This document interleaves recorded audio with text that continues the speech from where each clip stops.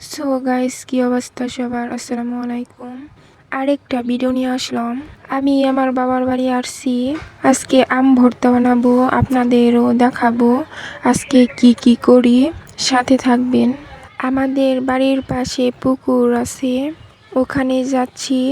আমাদের পাড়ার সবাই পোলাপান মিলে ওখানেই আম ভর্তা বানাবো। এই তো দেখেন এসে পড়েছি।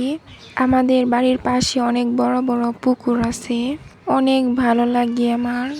এই তো দেখেন আম নিয়ে আসছি পোলাপানে। এখন আমাকে বলতেছে আপু আম ভর্তা খাবো, তাই আমি বানিয়ে দিচ্ছি। এই তো দেখেন এখনো বেশি বড় হয় নাই, তাই বসে পড়েছি আম ভর্তা বানানোর জন্য। এই তো দেখেন অনেক বড় পুকুর। এই পুকুরে কিন্তু অনেক বড় বড় মাছ আছে, অনেক ধরনের মাছ। আমার মা এই পুকুরের ধার দিয়ে অনেক গাছ লাগাইছে, এখন পানি দিচ্ছে এই পুকুর থেকে। এই তো দেখেন আমগুলো এখন চুলাবো।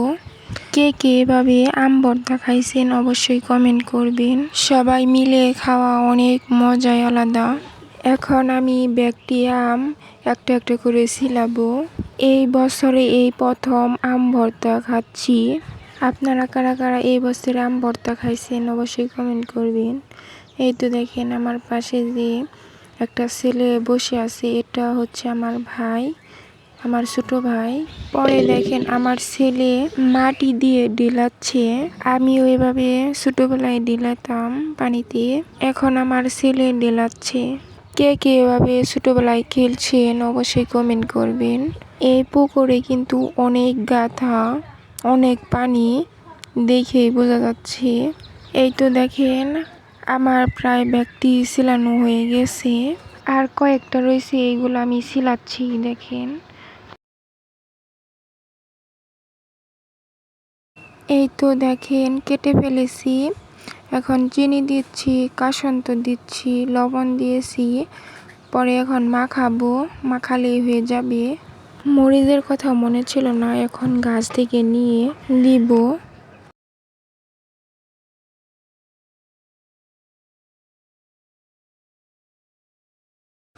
এই তো দেখেন গাছ থেকে আমি ছিঁড়ে নিচ্ছি।